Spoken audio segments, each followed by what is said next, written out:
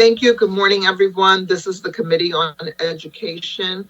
We're having a hearing today, Wednesday, April 14th, 2021. I understand that state law currently requires that the following announcement be made at the beginning of every remote public hearing as follows. Due to the current public health emergency, City Council committees are currently meeting remotely. We are using Microsoft Teams to make these remote hearings possible. Instructions for how the public may view and offer public testimony at the public hearings of council committees are included in the public hearing notices that are published in the Daily News, Inquirer, and Legal Intelligencer prior to the hearings and can also be found on phillycouncil.com. I note that the hour has come.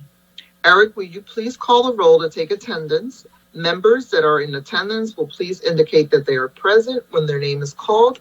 Also, please say a few brief words when responding so that your image will be displayed on screen as you speak. Councilmember Quinones-Sanchez. Present. Councilmember Gim. I am present. Good morning, Madam Chair, and good morning, colleagues. Councilmember Brooks. Present. Councilmember O. Councilmember Squilla. Councilmember Squilla will join us briefly. He's having tech problems. He just let me know. Councilmember Thomas. Good morning. Good morning, Madam Chair. Present. Councilmember Gautier. And we are additionally joined by Councilmember Gilmore Richardson. Thank you. Thank you. A quorum of the committee is present and the hearing is now called to order. This is the public hearing of the Committee on Education regarding resolution number 200430. Would our clerk, David, please read the title of the resolution? Resolution number 200430, resolution authorizing the Committee on Education to conduct hearings exploring the benefits of the School District of Philadelphia mandating conflict resolution training at all curriculum levels. Before we begin to hear testimony from witnesses we have for today, everyone who's been invited to the meeting to testify should be aware that this public hearing is being recorded. Because the hearing is public, participants and viewers have no reasonable expectation of privacy. By continuing to be in the meeting, you're consenting to being recorded. Additionally, prior to recognizing members for questions or comments they have for witnesses, I will note for the record at this time that we will use the chat feature available in Microsoft Teams to allow members to signify that they wish to be recognized. In order to comply with the Sunshine Act, the chat feature must only be used for this purpose. Before I call the first panel, I want to recognize the sponsor of today's resolution for opening remarks and to set the tone. Thank you. Councilmember Councilman Gilmore Richardson, please. Yes, good morning, and thank you so much, Madam Chair, and to all the committee members for the Committee on Education. Thank you so much for this hearing as a follow-up to the original hearing we had on resolution number 200430 back in November on a conflict resolution in our schools.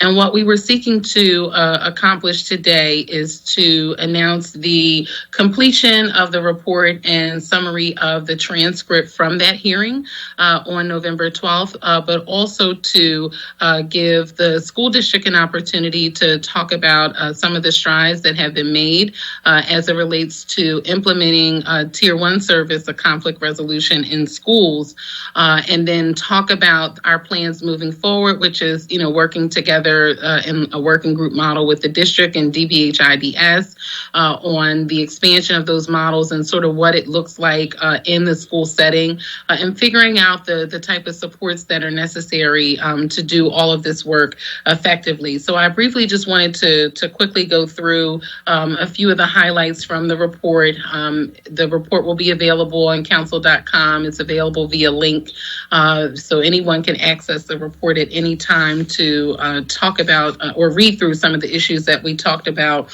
We had over 10 witnesses. We had over 4 panels for that particular hearing. We heard from the school district, and we'll hear from the district again today to talk about, what they were working on then for conflict resolution and also for trauma management. And then we heard from some of the gun violence experts, because we know that we are in a gun violence crisis here in the city of Philadelphia, and being able to chart us on a path of ensuring that all of our young people have the tools necessary to adequately resolve conflict, I believe will be helpful to us over the long term. And then we heard from some of our community-based advocates, including Jerry Jordan, who's the president of the Philadelphia Federation of Teachers. And later on, I will detail some of the recommendations. And I think some of the information we heard directly from Jerry will be vitally important in how we move forward on implementation of this. And then more importantly, and most importantly, our last panel, we heard from students in the school district of Philadelphia who talked about the benefits and their learning experience around conflict resolution. And then obviously we had members of the public to give public comment. But for some of the hearing findings, we found that, and we know this, that Philadelphia is experiencing a gun violence epidemic that has claimed the lives of too many of our children. We must continue to approach this epidemic as a public health crisis. We recognize through the testimony and summary at the hearing that all Philadelphia students will benefit from social emotional learning and trauma-informed care. And in that model, it includes some of the supports around conflict resolution. And I wanted to highlight specifically on page 7 of the report, wherein the testimony provided by Jerry Jordan states, students at every level of school should receive conflict resolution education, and they should receive so in the form of a robust program developed in collaboration with the educators charged with implementing it. Further, it will be important that a conflict resolution program has the proper training and resources necessary for an effective implementation. This program must be accompanied by extra resources for educators and for students. We also talked about metrics that can be used to allocate more resources to address the issue. We also heard in the hearing the point of the district aligning its programs with nationwide best practices. And we'll hear Dr. Gray talk about the important work that she has been doing to sort of build out on the Tier 1 conflict resolution model. And then briefly, I wanted to detail the recommendations based on the testimony over the 119-page portion of the transcript. For the School District of Philadelphia, it states the School District of Philadelphia should take a trauma-informed evidence-based approach to providing conflict resolution to all students.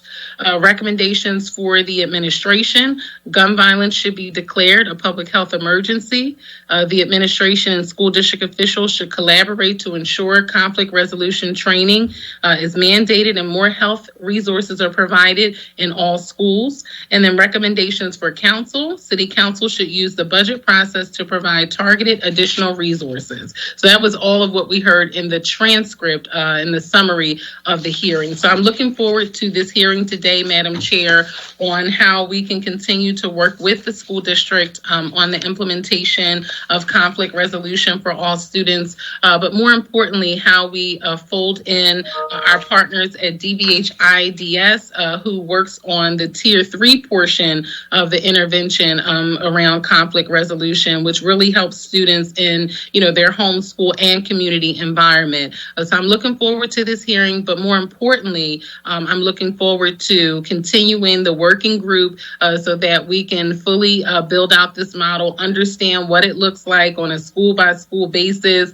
How do we get from the expansion of Tier 1 to then the Tier 3 supports that DBH-IDS provides through the CBH contracts with the 27 agencies, with the school-based services in the 246 schools. What does that continuum actually look like from the tier 1 to the tier 3. So, Madam Chair, you have my full commitment that I will be in working groups with the district and DBH IDS to ensure we can fully map out what that looks like as we move towards the new school year. And hopefully, we'll be fully back in person in September.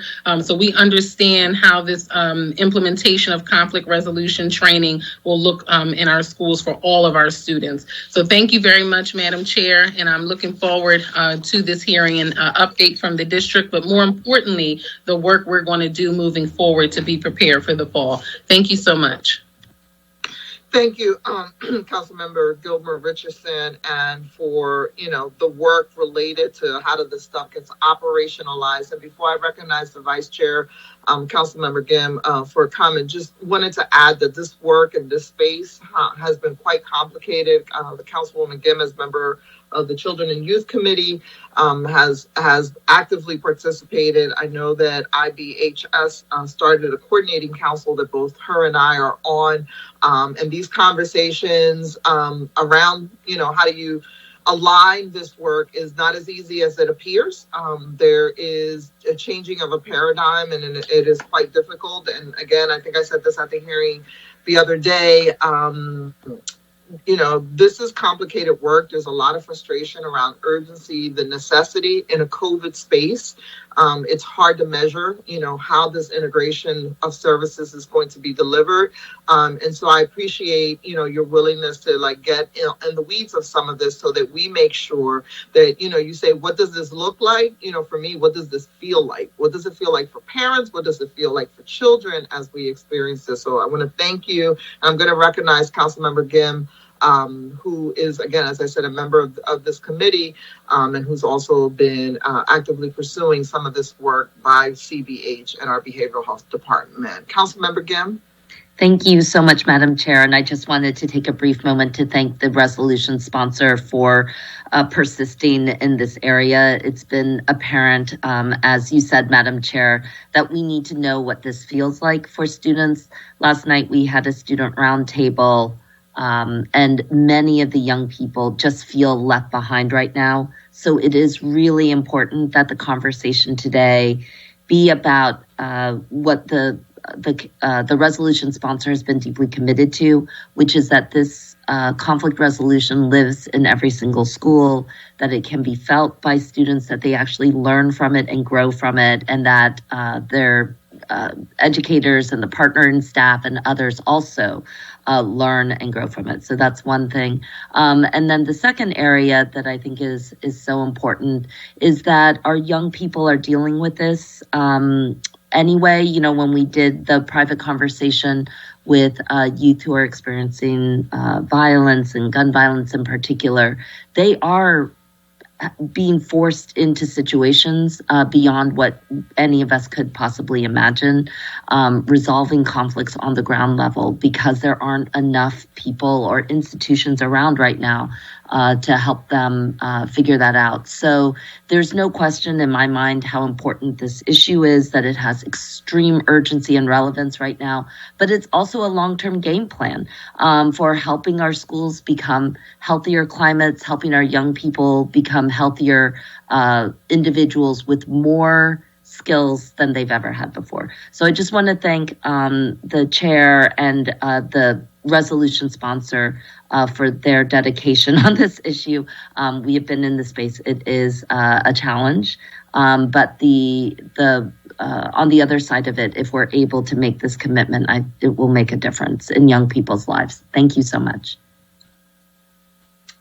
Thank you, Council Member Gim. I just, for the record, want to acknowledge that Council Member Squilla has joined us, who's also a member of this committee. Council Member Richardson, did you have something to add to the Councilwoman's comments? Yes, I just wanted to, Madam Chair, thank you and thank Council Member Gim, our Vice Chair, for all of your dedicated work on these committees. And as you said, really getting into the weeds of this.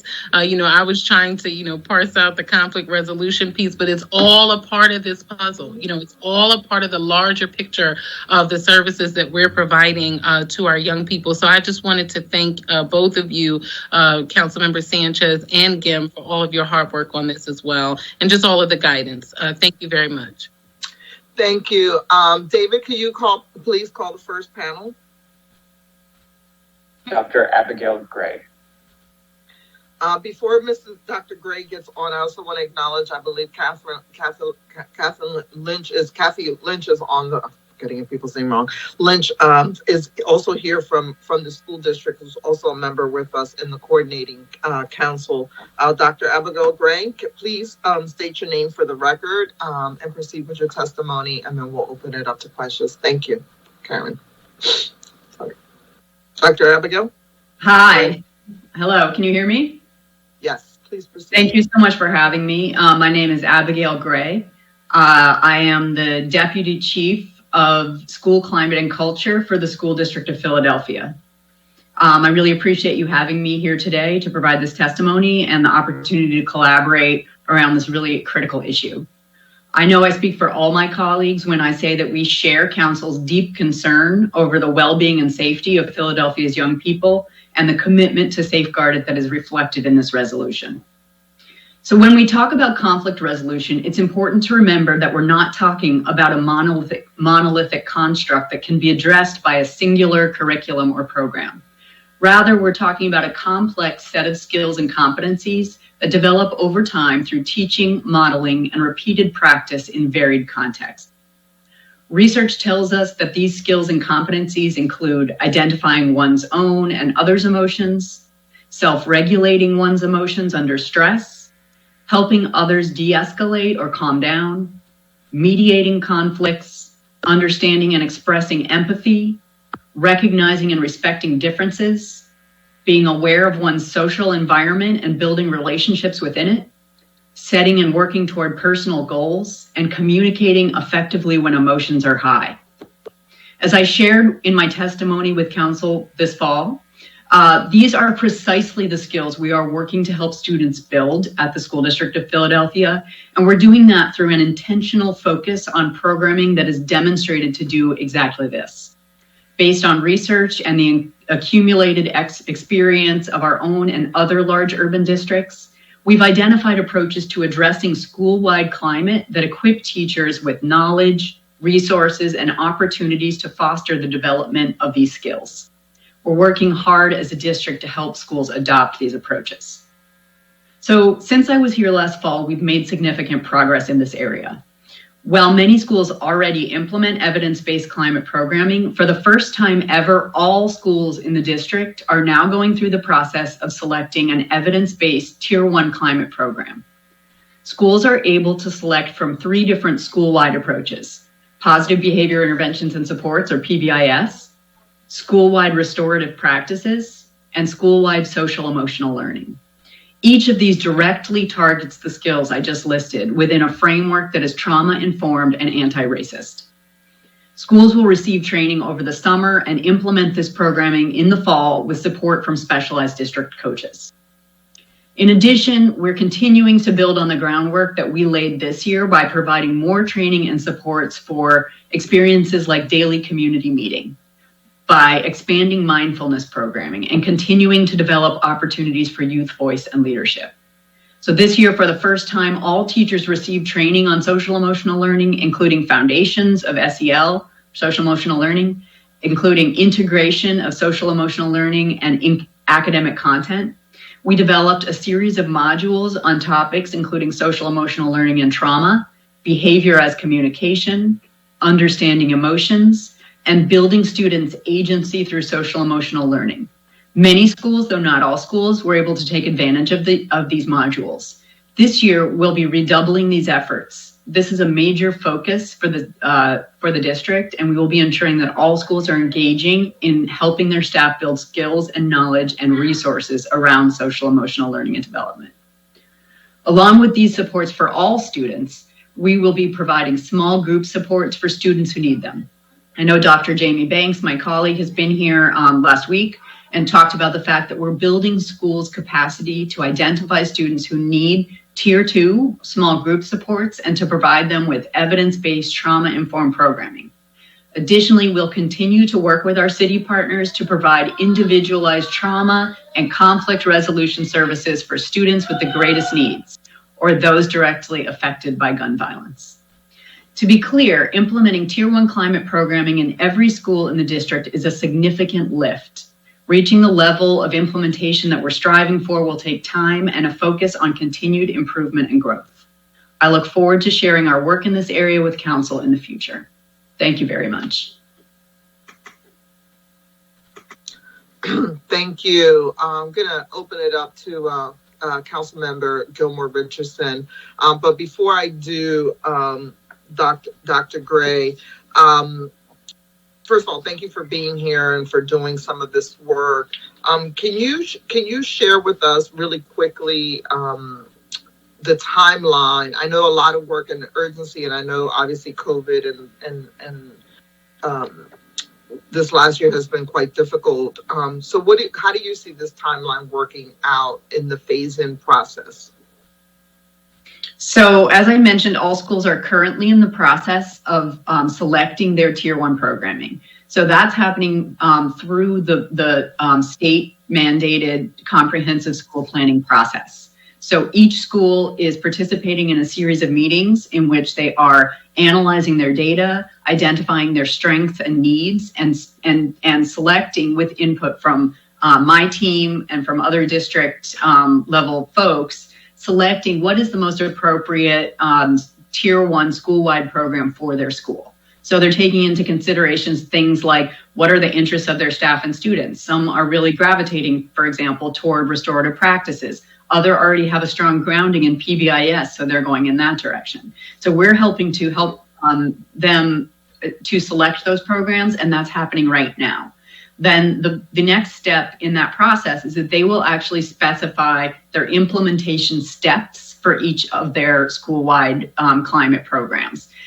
They're doing that in close coordination with my office based on implementation research and on our knowledge of how these programs should be implemented. We've specified for each of the programs a really detailed implementation plan that will be customized for each school. So as part of that school planning process, they're specifying not only the approach, the school-wide approach that they'll be using, but also any supplemental approaches that they may be using. For instance, next year we'll be training all school climate staff in pro-social recess and lunch. We know that lots of conflicts start in less structured areas like recess and lunch, but we also know that recess and lunch can and should be fun, socially, emotionally important times for kids. So we're partnering with Playworks, which is a local organization that we've partnered with for years to build a program of supports for all schools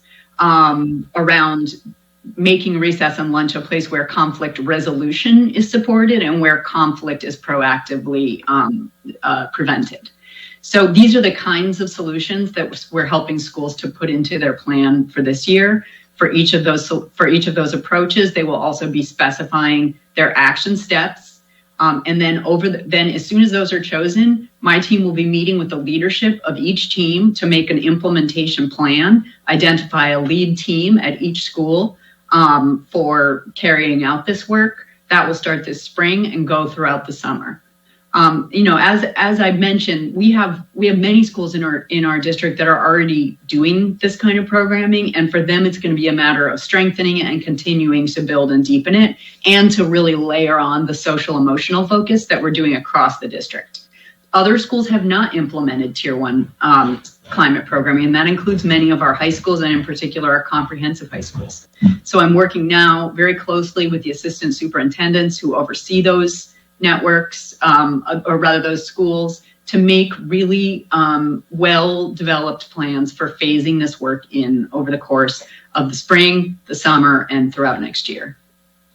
So we expect that in September, there will be some form of this in all of these places, right? At minimum, a selection of the pedagogy as well as the team that will put together a plan and do implementation. So by fall, everybody should have that.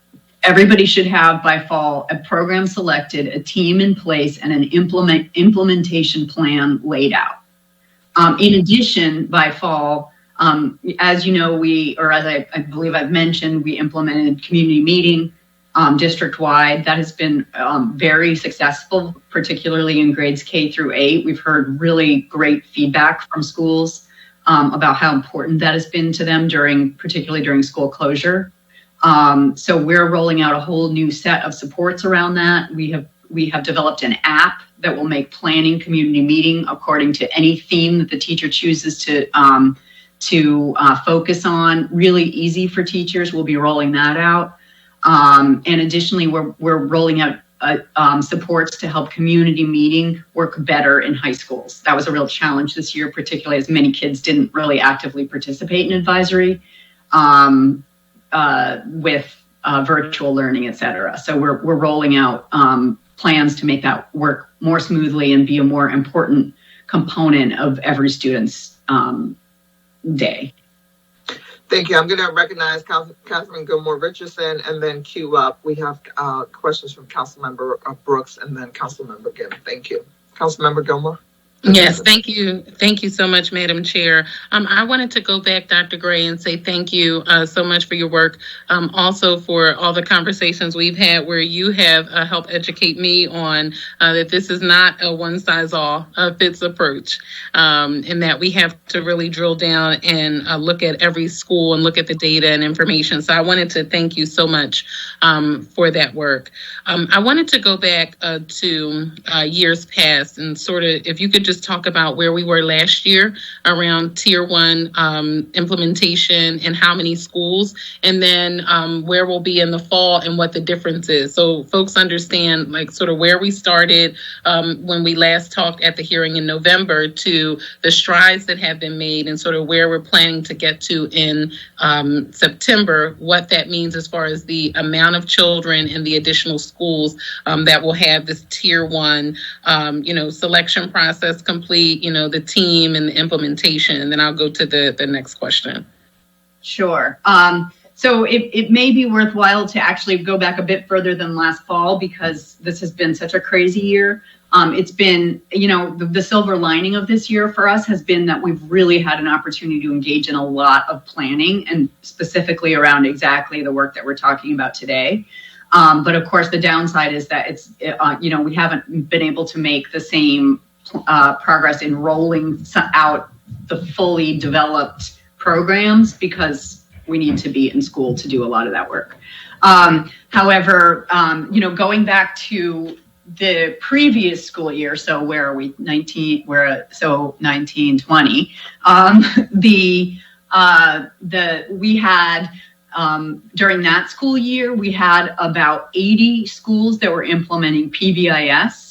And a very small number that were implementing school-wide restorative practices. And we had not yet rolled out any comprehensive social emotional learning programming. We used sort of some standalone programs like Second Step, which is a program that teachers in schools can use sort of as an activity that happens in the morning. And we certainly had some schools that were doing morning meeting and things like this on their own. But as far as a district-wide effort, that did not yet exist. In preparation for last year, we launched our Healing Together initiative, which included a focus on trauma, on community building, on relationships, on staff wellness, and on mental health. And that was a collaborative effort between my office, the Office of Student Rights and Responsibilities, and the Office of Prevention and Intervention. So really student support services together. And that's all under Karen Lynch, who's here today. So going into last year, following last year's school planning process, we added quite a few schools. We had about 50 schools that had selected school-wide restorative programming in their school plans. And we were up to 102 schools that had, of the 230 or so in the district, that had selected PBIS. So those schools have been gradually working to plan implementation and to implement in sort of more limited ways over this past year. But now we are looking at, so going from having roughly half the schools in the district that had indicated a school-wide Tier 1 climate program to all of them for the fall. Additionally, the community meeting. So we've conducted a lot of research on our community meeting rollout over the course of the year. And we learned, for example, we did My background is in implementation science, so I'm very interested in focusing on identifying what are the barriers to implementation of this program and how can we make sure that our implementation plans really target those barriers. So for instance, our community meeting program that we rolled out in the fall, we conducted a lot of research with teachers to understand what was working about that, what wasn't working about that. We learned, for example, that almost all teachers believed that community meeting was an important way and an effective way to build relationships between students and between students and teachers. They all believed, we knew from that we didn't need to spend time educating teachers about why it was important, but what they did want was additional resources. They said, make it easier for us to plan this. So over the course of the year, we've been releasing plans and resources, and that has led to our decision to develop the app. And thank you for saying that, because that was actually where I was going next, Dr. Gray, around ensuring that, particularly for our teachers, that they have the proper training and resources necessary for effective implementation, particularly when you're going from 102 schools to all the schools in the district. That's a really, heavy lift. And I will say we appreciate it because this is what we've been working towards. And this is what, we have been wanting to see. But we also recognize that the training and the resources for the teachers who ultimately have to implement, particularly on the Tier 1 model, is necessary for effective implementation. So can you just sort of drill down on that as far as the support structure for the teachers so that we know this lives itself out?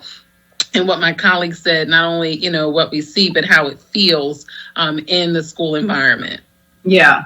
So we're starting with the leadership teams. We're sort of doing this graduated approach. So we're starting this spring with meetings with individual leadership teams that will be taking on this programming for the first time next year, really helping them understand the need for buy-in and how to go about building buy-in from teachers. We know that, and particularly at the high school level, where Tier 1 climate has not always necessarily been prioritized, that we need to help teachers understand how this work can make school a more pleasant place for everyone to be.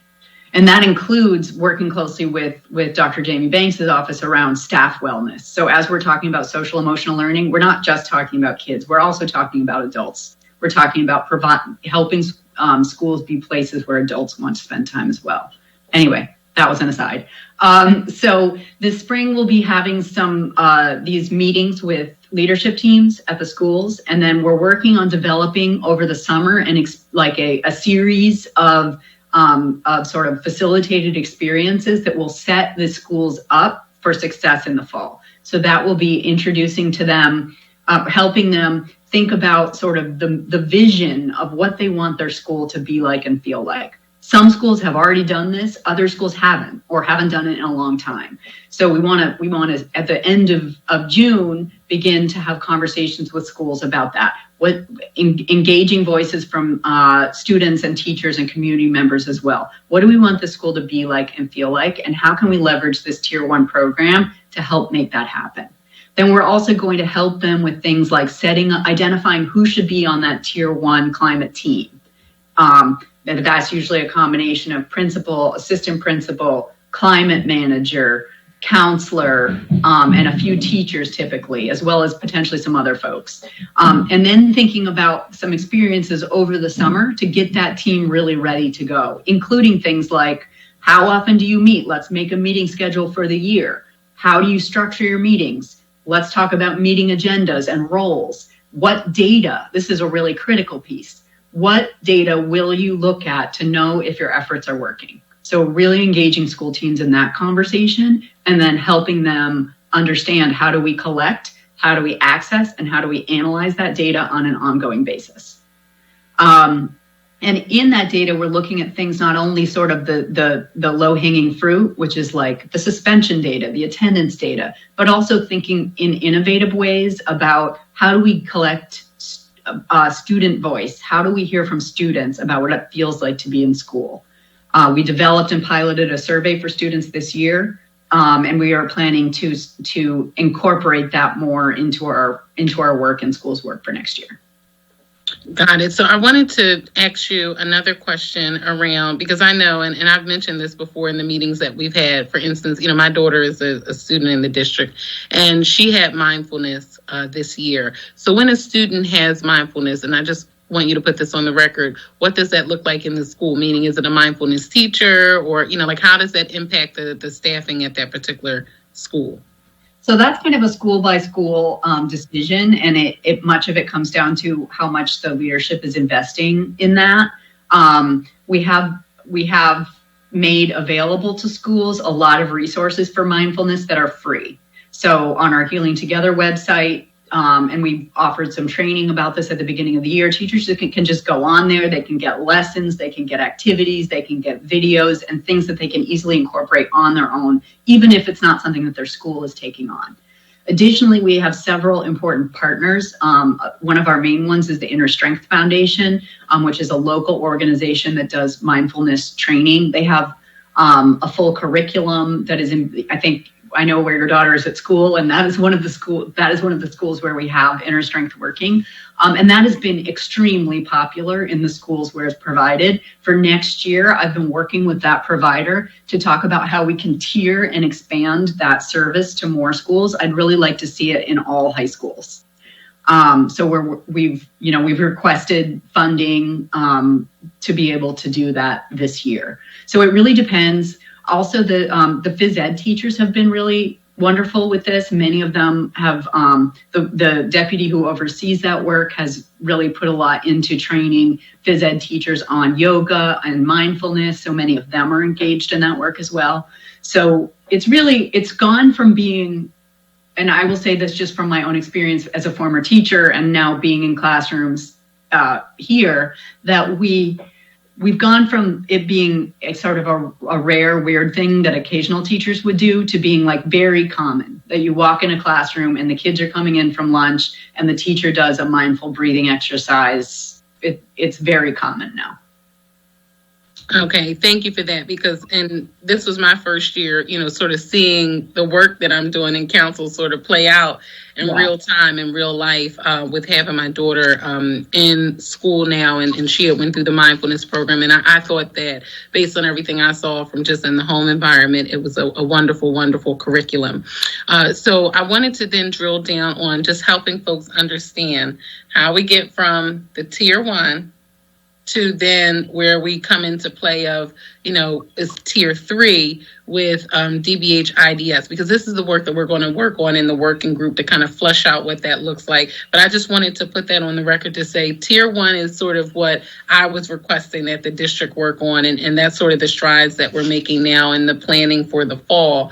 But just could you detail just what it looks like when you go from tier 1 to then when you're having that full continuum of supports for the child in the school at the tier 3 level, which is on the CBH side. And Madam Chair, I just wanted to state for the record that we did receive, the information submission from DBH IDS this morning that, explains in details the behavioral health services in the schools and the goals of IBHS, how, the collaboration sort of works, which is really on the tier 3 side and not the tier 1, which is what, we're drilling down on currently. But I just wanted to at least put that on the record, but also for Dr. Gray to put it on the record of sort of what that looks like inside of a school. Sure. Well, if you've been watching the school board meetings, you've heard Dr. Haidt talking a lot about MTSS, which stands for multi-tiered support systems. That is the how we ensure that all students' needs are being met with the level of service that particular student needs. We have areas of strength in the district around MTSS, and we have areas where we know we really need to develop, and it is a huge focus right now at the district level to really build our resources and our capabilities around MTSS. So to answer your question, what that looks like is there are 3 tiers of service. Tier 1 is universal. That's what's provided to every student. That's my job. I focus on tier 1 climate. So what does everybody get? When we identify, and through a process of monitoring data and regular meeting, communication with teachers, with parents, and collecting various kinds of sort of critical data, we can identify several things. One, we can identify where there may be a problem at tier 1. For example, if we're seeing fights break out all the time at lunchtime, that's probably not an individual student problem. That's probably an environmental problem. We need to do a better job of making sure that lunchtime is a safe, social, emotionally productive time for students. We focus there on strengthening that tier 1 before we start identifying individual students for any kind of particular supports. Because until we have that strong tier 1 in place, we don't really know who needs extra supports versus who is just responding to a chaotic environment, right? So that's kind of the tier 1 piece. So we look at tier 1 data, which is aggregate data, to understand where we need to strengthen tier 1 programming. Might be particular classrooms where a teacher needs more help with positive climate. Might be a particular time of day where kids are coming in and out of the building and we need more adult supervision, things like that. When we have gotten that tier 1, those tier 1 sort of the kinks out of tier 1, then we can begin to see, oh, well, tier 1 is mostly, kids are mostly doing pretty well in Mrs. So-and-so's second grade classroom, but we notice that we've got this group of 4 kids that are running out in the hallway on a regular basis. What's going on with those guys, right? So that's where we have a tier 2 conversation, where the first thing we try is a small group, like an intervention that's aimed at a group of students. An example of an evidence-based tier 2 intervention is check-in, check-out. So this is a widely used intervention that can be very effective for things like I just described. Students, running around, engaging in minor disruptions, attendance issues. And that is where the student is assigned a mentor. That mentor checks in with the student at various times throughout the day, gives them positive feedback, encouragement, helps them stay on track. So that's an example. We've identified a group of students who are having a similar kind of issue. Also, by the way, this all happens on the academic side too. We're just talking right now on the climate behavior side. And then if the students continue, so say we have 10 students in check-in, check-out, and 3 of them are still struggling after the 6-week cycle of check-in, check-out. Those are the 3 that we think may need individualized tier 3 services, which is where our city partners come in. So it's this MTSS is a process of providing supports, monitoring students' response to those supports, identifying students who need more, and providing that. So that's kind of the flow. And the goal is that if we have really strong tier 1, then we don't have so many students needing tier 2, and it should only be a few that need tier 3. That's not where we are right now, but that's where we need to go. Okay, and I look forward to continuing to do that work in our working groups together in a partnership model. The last thing I wanted to add is around the cultural competency of the programs that are chosen. So you just talked about the check-in and the check-out, and sort of when you have to strengthen tier 1 services. How do you all look when you're selecting a program or a service or intervention style to use around the cultural competency of that model and how effective it's been for particularly Black and Brown students? Because we know the school district of Philadelphia is primarily Black and Brown students. How do you check the cultural competency of the programs you're selecting? And if you bring in a provider. Yep. That is an extremely important part of what we focus on when we think about our programs. So social, and I will say this, by definition, all of the approaches that we use are not only culturally competent, but explicitly anti-racist.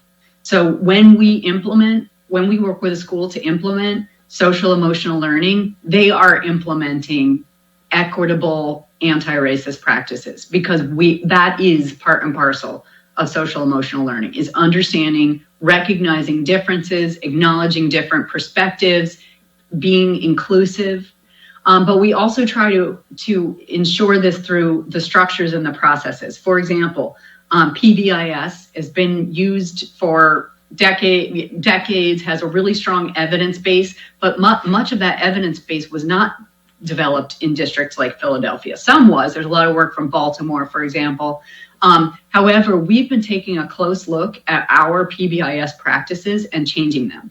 So we are transitioning from sort of a standard PBIS to culturally responsive to PBIS. And what that looks like is, so there's a PBIS team at the school that kind of oversees the PBIS program. We have done a review of every school's demographic makeup of the community that school serves. And starting this current year and going into next year, we require that every school's PBIS team reflect the demographic characteristics of the communities they serve. We require that parents sit on those committees. We have in every PBIS school a student PBIS committee. That's brand new. We're just starting that.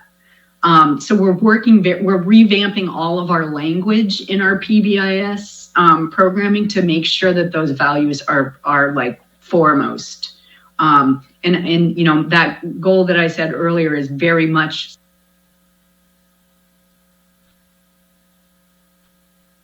you are focusing on equity. You are focusing on anti-racism. Our restorative practices program has a huge focus on this. In our community building circle training, there's a 5-part module on equity that all school staff will participate in. That's just part of the program, because you cannot have a restorative environment that is not culturally competent. Okay, thank you. Thank you so much, Madam Chair. And Dr. Gray, again, I'm looking forward to the continued work we're all going to do together moving forward. Thank you, Madam Chair. Thank you, Councilmember Gilmore Richardson. I want to recognize Council Member Brooks. I appreciate the explanation around this. This is a lot of different nuances around understanding how this work gets operationalized. That's why I'll continue to say, how does this feel ultimately, and how will we improve how young people feel? Councilmember Brooks. Thank you so much. Thank you for being here. I know this is an important issue for you, and I know you're a little bit under the weather, so we really, really appreciate you participating today. Councilmember Brooks. Thank you, Madam Chair, and thank you to my colleague, Catherine Gilmore Richardson, for her line of questioning. I just have a little bit of follow-up. Also, Dr. Gray, thank you so much for moving forward from the initial conversation where I had so many concerns. So I'm really glad to see that you guys have kind of moved forward since our first conversation. And I just want to dive a little deeper around funding for this, because I know when we initially had this conversation and you were creating this program from tier 1 to tier 3 and talking about ramping up, we were looking from, you know, our austerity budget where we didn't have a lot of money to spend on these things, and it wasn't necessarily a major priority. On a hearing, I think a week ago, I think I was asking Karen some questions around funding around these social emotional programs across the district, primarily in areas that have been hit hard with gun violence and mass incarceration, and using this skill set as a tool for healing and community building, right, in the long term. So my question, it kind of talks to, you know, I know that schools have to select, you mentioned this as well, programs, not a one-size-fit-all, but I also know that selection process was based on money. So certain, you know, depending on how much money you have to spend on these particular programs, schools had to select what they can afford. With this infusion of money coming in from the federal government, and in light of this gun violence epidemic that we have currently happening in the city, do you guys have plans on offering more or expanding some of the services that you already have, that you've been talking about? Because one of the things I thought about, Playworks, for example, I know some schools that have more money and have stronger parent bases are able to pay for Playworks to be in their schools, and other schools have a piecemeal version of Playworks. So I work I don't have to explain it. You know, I work very deeply with a variety of these programs, but we realize that Playworks is something that should be implemented in all elementary schools, because structured, organized play is important. And it's also a conversation I've had with Parks and Rec. And part 2 is around how can we ensure that an adequate Playworks program is available across the district primarily in those areas that are hardest hit with gun violence, as well as mass incarceration. PlayWorks is one. And the other one, I have a question around dedicated staffing versus a dual role of the teachers in the classroom. And I know it needs to be a combination of two. It has to be a whole school change approach where teachers are involved in the process, but also teachers aren't with their class all day. Like, I don't know how, when go back to school, who's monitoring in the lunchroom, who's handling transitions. Will there be an investment around additional support staff to make sure implementation is carried throughout the building? So I'm talking about whether it's going to be a part of the climate team responsibility, and will certain schools get additional resources towards climate team staff to make sure this moves forward?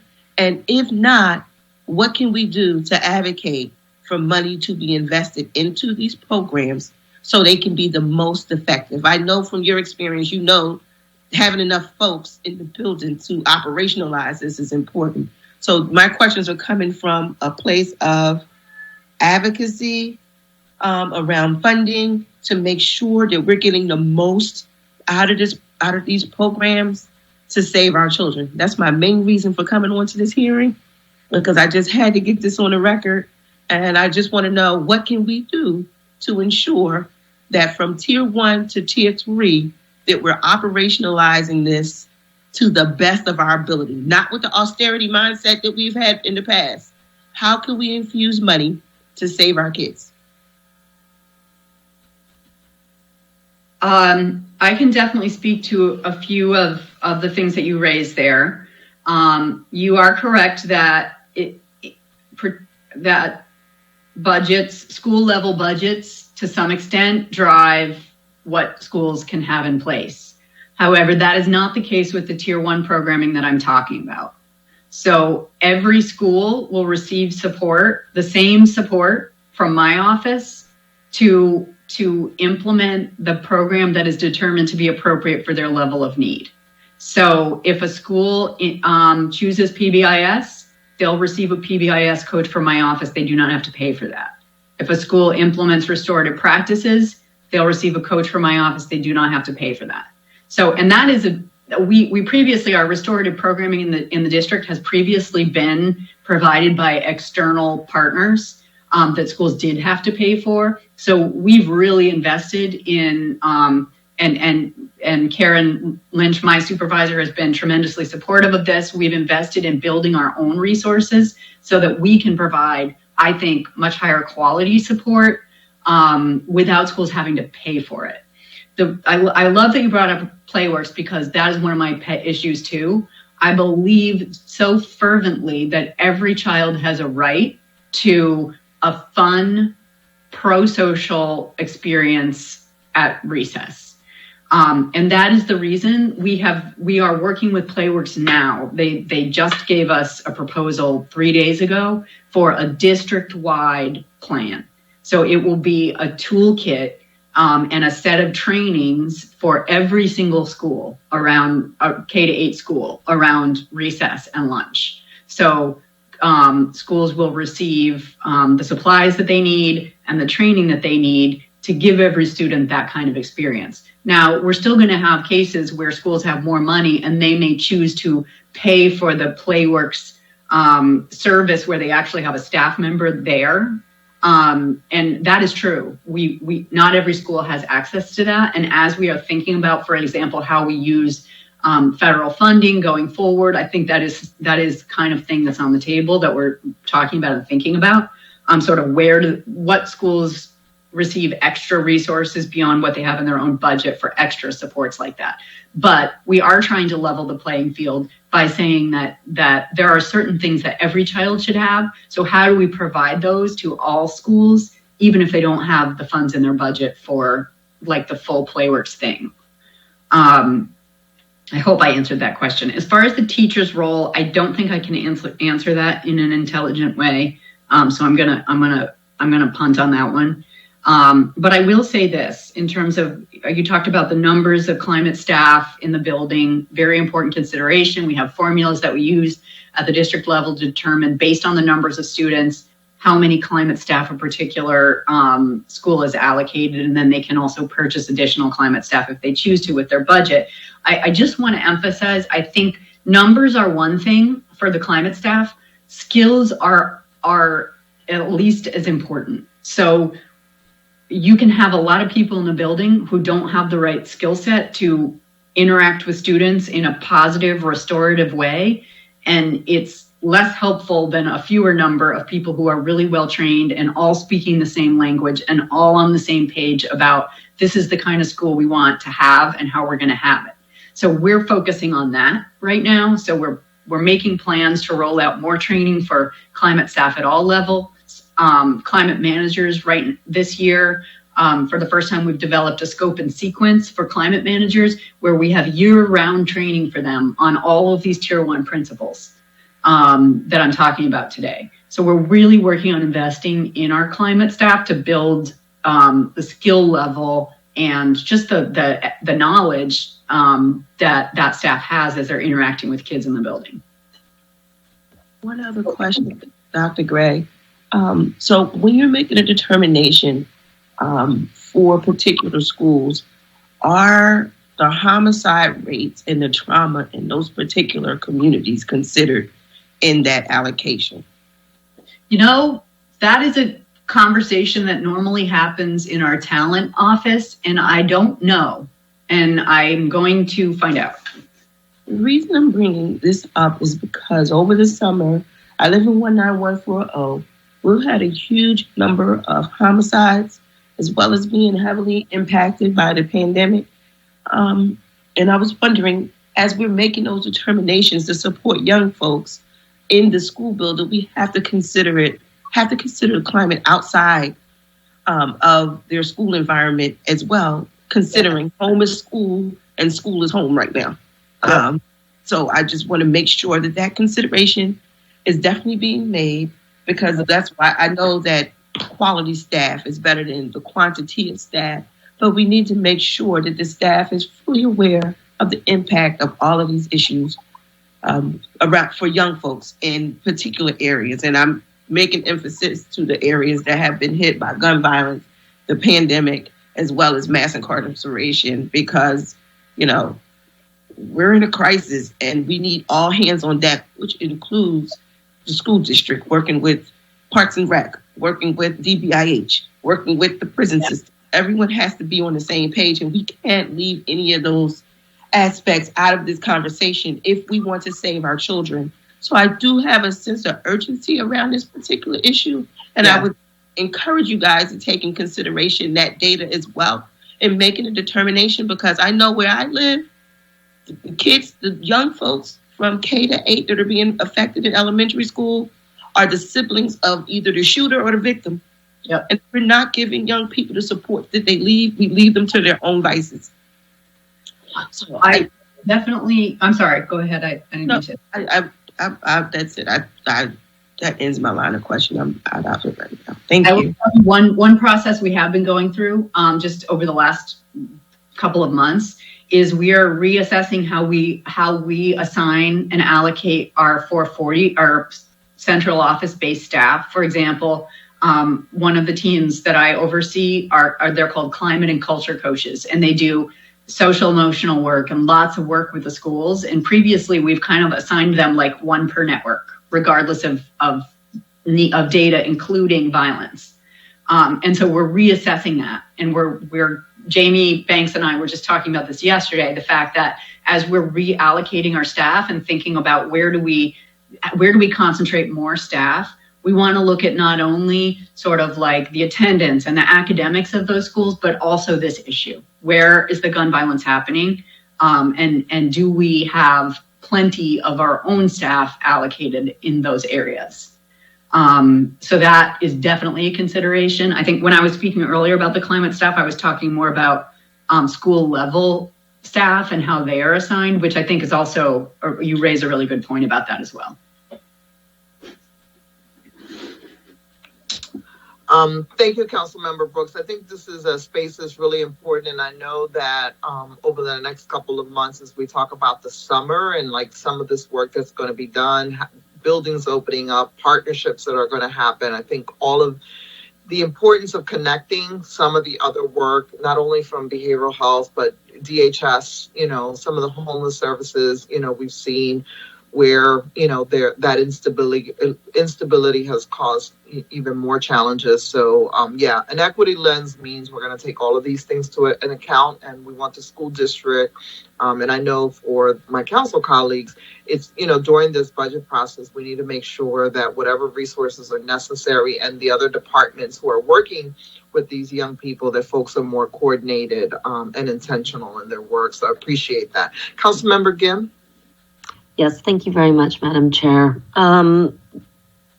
Good morning, Ms. Gray. Thank you for some of the work. So I think I wanted to follow up on a couple of questions that Councilmember Brooks had asked.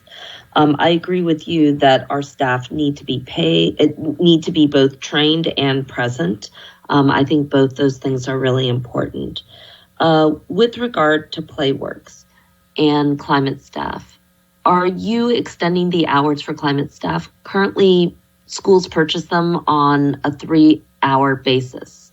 So are climate staff being offered to schools for a longer period of time to cover PlayWorks, for example?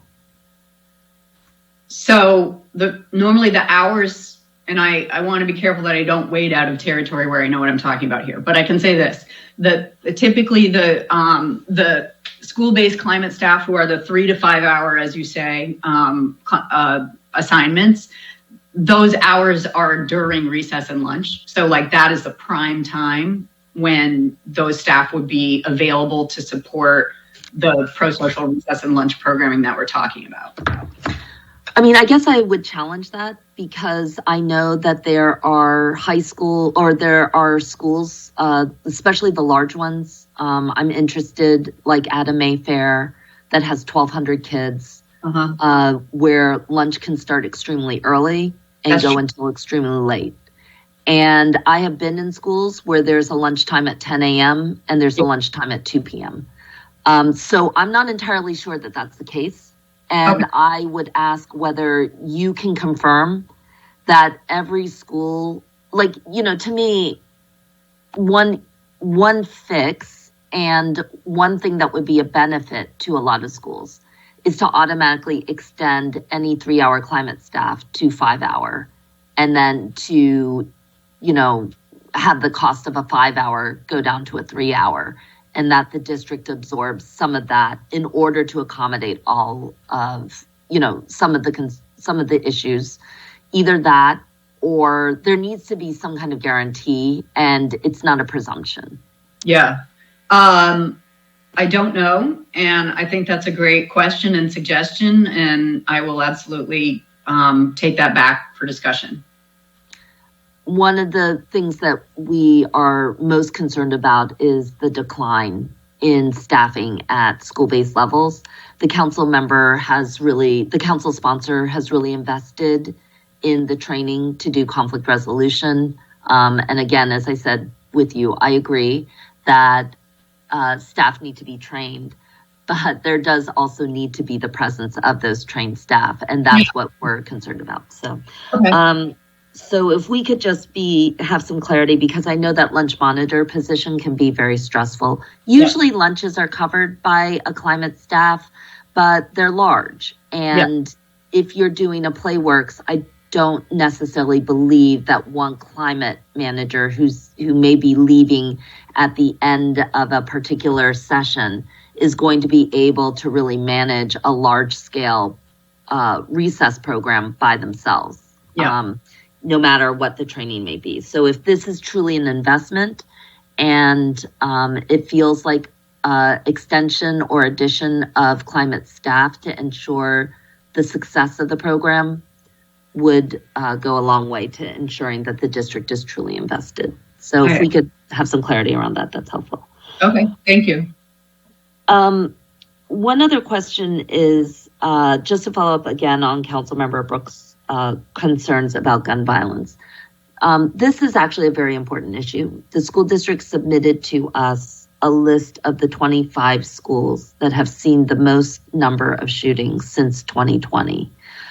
This has been extremely traumatic on a lot of the school communities, and it's probably no surprise which schools these are, but nevertheless, it means that we have to do more for them. So they are, and this is by the most, and look, we're not doing, we're not trying to parse out whose grief is greater here, but there's no question King, Bartram, Overbrook, Ben Franklin, West Philadelphia High School, Frankfurt, Lincoln, and Edison have been seriously impacted Yes. by the impact of those shootings.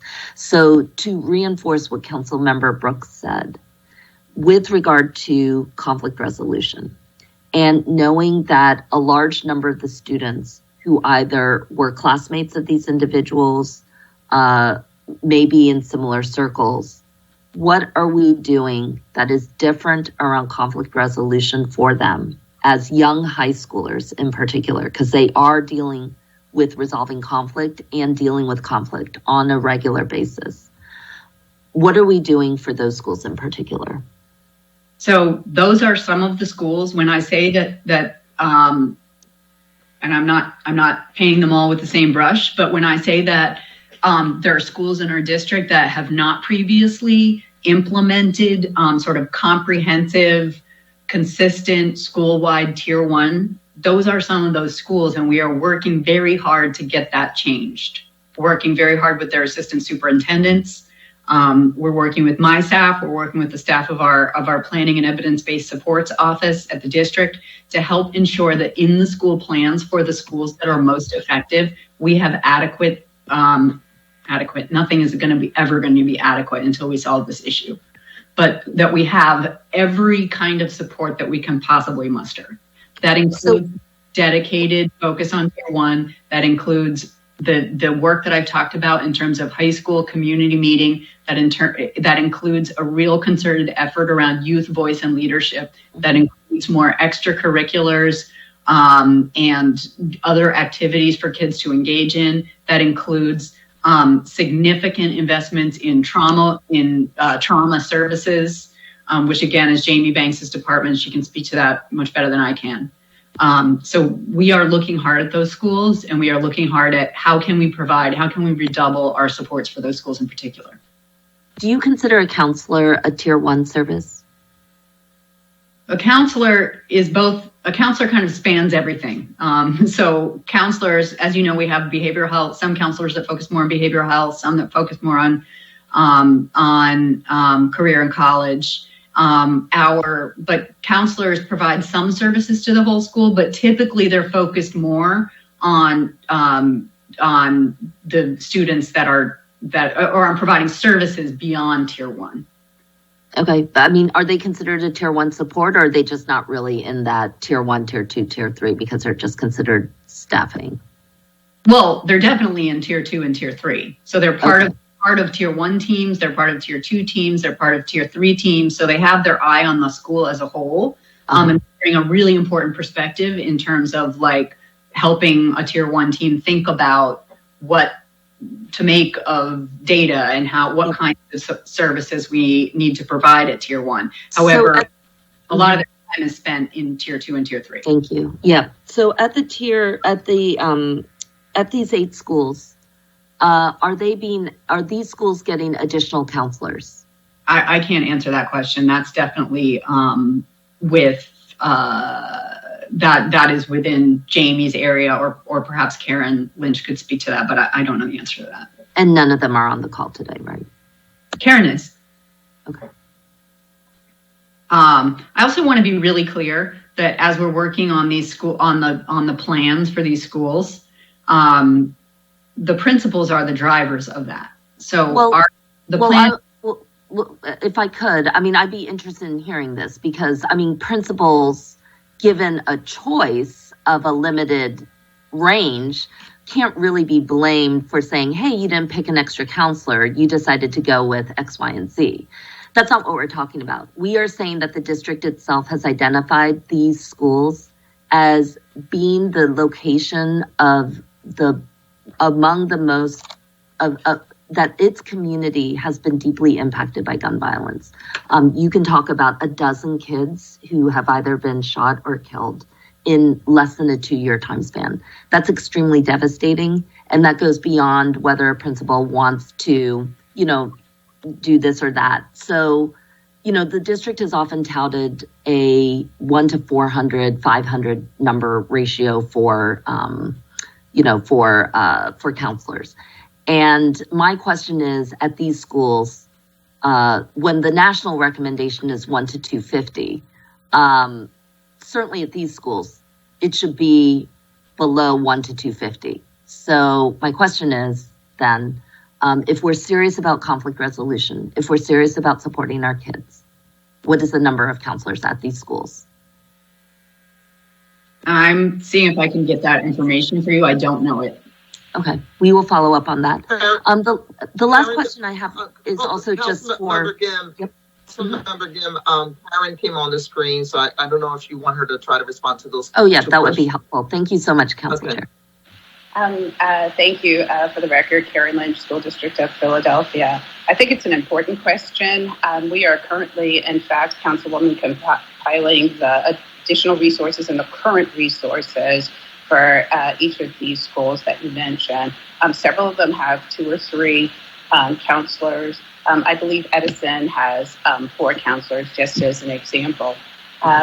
Also, I think I shared that all but one of these schools has the behavioral health support team that also is contributing to providing supports to the young people that have been impacted in traumatic ways. And the circumstances within the school, the data within the school, the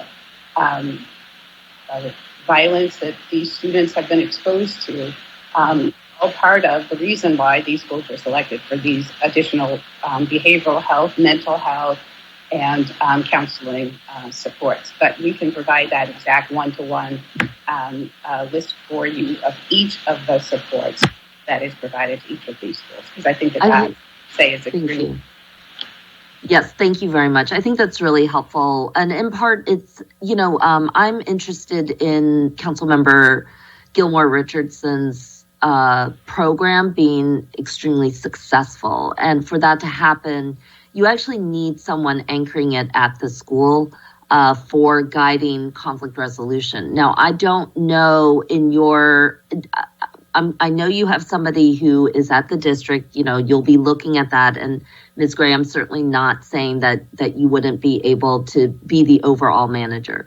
But the reality is that the program lives at the school-based level, and someone has to care for 200 plus schools on a day-to-day basis and in crisis-to-crisis basis.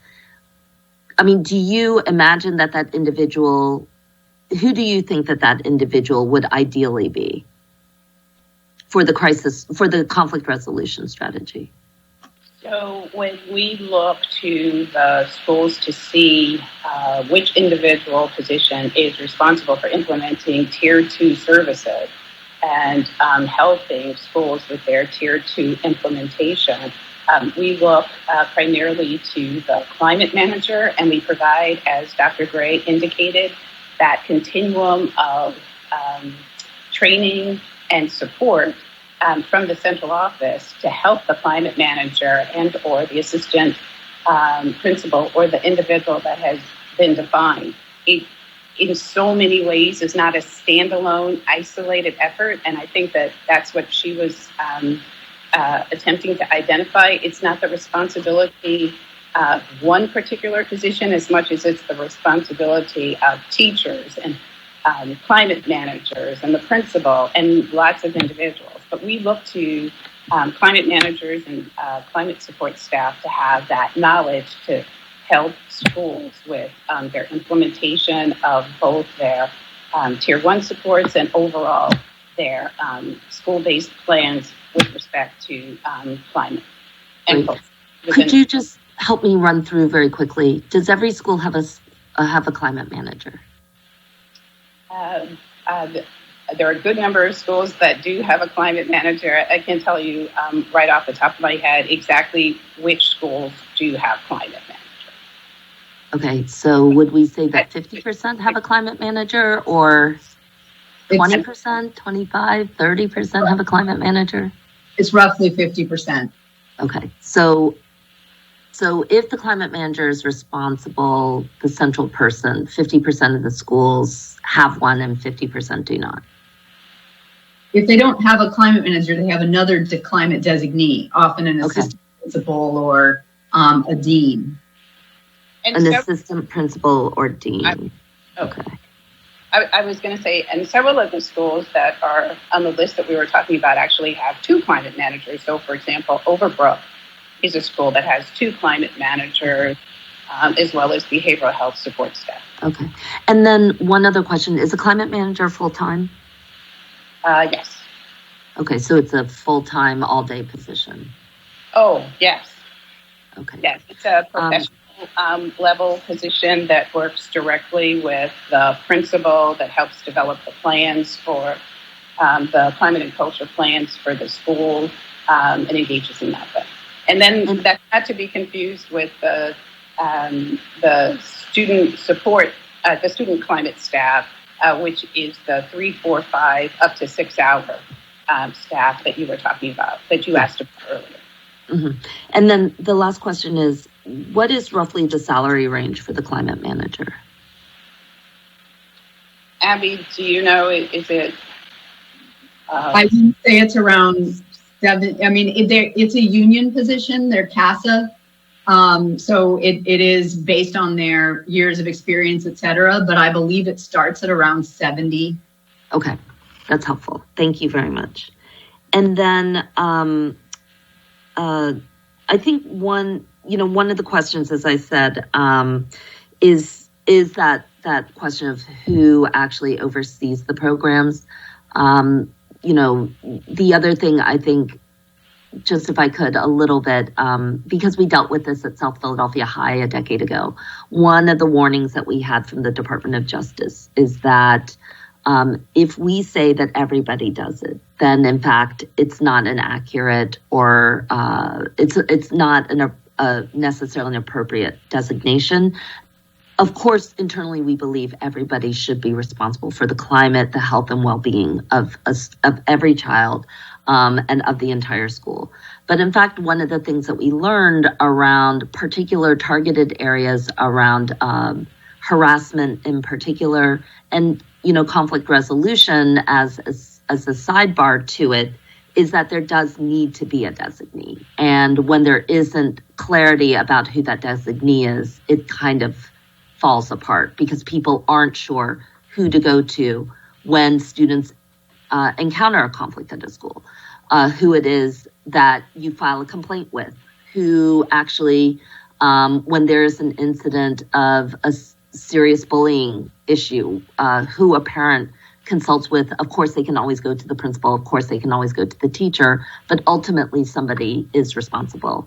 And I would just encourage us to really think very consciously that success of program lies in the clarity that is conveyed to the students, not in what we write down, but overwhelmingly what we hear from young people time and time again is that if they don't know how to access the conflict resolution, a harassment complaint, or a bullying complaint, then even if a policy exists, it didn't happen for them. So, I just hope that we can recommit ourselves, as we go on this road on the conflict resolution. I hope we can also recommit ourselves to reviewing the school district's anti-harassment policy, ensuring that there are complaints and abilities for young people to either access, a complaint around racial harassment or to deal with conflict resolution. I've had a couple of situations where young people themselves are piloting their own reporting protocols on these things. So because there is no other means they're not sure how to do it. Whatever's happening at the school-based level, it's not happening for them. So I would just encourage us to really be thoughtful and to go back to young people and review whether harassment complaints have been filed, whether, conflict resolution has actually been sought. The lack or absence of it does not necessarily mean the absence of conflict. It may actually mean people don't know what to do. So, just to be attentive through this process, another reason why, the designated individual is such an important aspect of this. So I will conclude my questions. I want to thank the council chair for the committee chairwoman for letting me ask these questions. Thank you. Thank you. Thank you. And Dr. Gray, just, I know in part of your presentation, you mentioned an app. To the Councilwoman Gim's point, how are we using technology gap and the app as a vehicle for like information sharing, but also potentially for what she's speaking to, someone being able to report and then that initiating whatever navigation system within your system.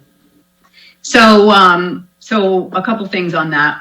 First, I certainly agree with Councilmember Gim that it is critical that there be a sort of a clear path for students or parents to report incidents. And to that end, we have invested significantly. We have a new district-wide system that was just rolled out really over this past year. And so next year will be a much wider rollout of this. That is called Hipster, that is for documenting and ensuring adequate follow-up on bullying and harassment incidents. It makes it easy to report. It makes parents can easily report. It can all be done online. It ensures consistent communication with family members. It assigns tasks in terms of follow-up on those incidents. So we really have invested in improving that process to ensure good follow through and follow up and documentation of every incident. I would say in terms of sort of who has ownership of this type of programming at the school. So what the evidence really demonstrates is that the idea of sort of a single person being a champion of this work is actually not effective. In fact, can lead to sort of the idea among staff that like, oh, that's this other person's job. So really within the MTSS framework, there is a team that oversees Tier 1, and that team shares responsibility. As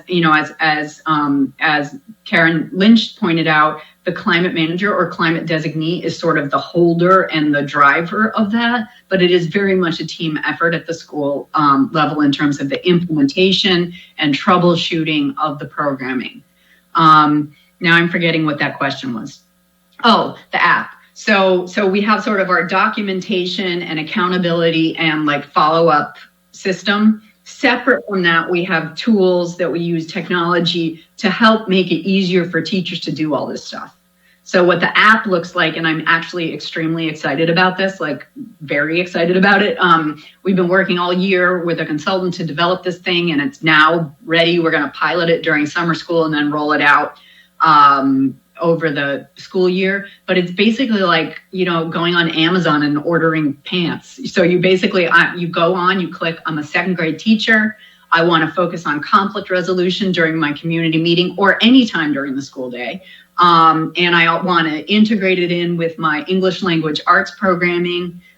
Boom, boom, boom. And up comes all kinds of actually pre-made slides, activities, content that they can just drag and drop into their slides that they'll use with the class. Additionally, in there, they can click on a link and they can go to videos of our own teachers demonstrating these practices. We've been collecting videos all year of community meeting at all grade levels. We recognized in our implementation science research that the self-efficacy, teachers' sort of belief that they can and know how to do this work was the biggest barrier that we needed to address. So we rolled out this app to make it easy and show them models of teachers like them doing this work well. So we're kind of using it in a couple different ways. Thank you. I know we're running out of time. We said this hearing would be a lot shorter. I want to recognize Councilmember Gim for a point of clarification, and then Catherine Gilmore Richardson to help us close out. Yes, so just very briefly, I just wanted to clarify that I think, the interest was making sure that there's a point of accountability, not so much like a point of contact, but I appreciate that clarification. And the last thing I'll say is that it's clear that the district's changeover in reporting harassment complaints has made a huge difference. In the years between 2012 to 2019, I believe, there were something like 30 complaints, maybe across the entire school district. Year to year, starting in 2019 to 2020, we saw a significant increase, and I think that that's driven largely by the convenience of the system. And then I would just encourage the district to keep on with it, and then to train young people in how to use it. That we shouldn't be afraid to get young people using this. When young people feel like they can resolve problems of harassment, bullying, and conflict internally, it means that our system's working. The increase in complaints is not something we should be afraid of. It's actually something that we should be helping young people to work out. They'll echo it in other parts of their lives. It's extremely difficult. I know it feels overwhelming, but I just want to thank the district because I think we've seen that. We just need to help young people access it and exercise, their abilities and grow from it. Thank you, Madam Chair. I would join. Thank you. And quickly. Sorry, Madam Chair. Councilwoman, I would share that I agree with you 100% that the training is an ongoing process that has to occur, and always looking for ways to get young people to give input on the process and learn more about the process is definitely a priority. Thank you. Yeah, and so I would encourage you, those videos, to give young people an opportunity to also produce their own around how they are dealing with conflict resolution. Because, the same way we want teachers to have modeling behavior, we want young people to not only participate in that, but also provide those opportunities for other young people to see that. I think including them in that process, it's helpful. It allows all of us to hear, and definitely understand the young people's perspective. Council Member Gilmore Richardson. Yes, thank you so much, Madam Chair. And again, special thanks to you and to our Vice Chair, Councilmember Gim and Councilmember Brooks for the questions this morning, and to Dr. Gray and Karen Lynch and the entire team at the district, as well as to our partners in this effort when we move towards those in-between steps to Tier 3 DBH IDS. I just wanted to say thank you, for the work that we're doing, for the progress that is happening, but I also look forward to having this conversation in the context of thinking about the American Rescue Plan, what it means for Philadelphia, what it means specifically for the School District of Philadelphia, and ensuring that as we roll out this robust implementation across schools, that all schools have the resources necessary to do this effectively and implement the programming effectively, and that staff, particularly our teachers and climate staff and counselors and all staff in our schools feel supported. So I just wanted to say thank you, and I look forward to our continued work that we will all do together to get to the finish line. Thank you, Madam Chair, and thank you, colleagues. Thank you. Just want to make sure if there's anyone else here to testify on this particular resolution on the call. If there's no one else and there are no other further questions, I want to thank you, Councilmember Gilmore Richardson. We will continue this conversation. I think the information is very important around the connectivity, the operations, and obviously the accountability as we move forward. So there being no other questions from members in the committees to testify, I'll ask if there's anyone else here today. Hearing none, I want to thank our panel our guests, Mrs. Gray, and obviously Karen Lynch, the director, for participating today. This concludes the business before this committee on education today. The resolution will be held to the call of the chair and the bill and the resolution sponsor. Thank you, everyone, very much. I know some of this conversation will continue at tomorrow's continuing gun violence and children and youth committee, and I encourage folks to also participate in that. Thank you all very much. Thank you, Madam Chair. Thank you, colleagues.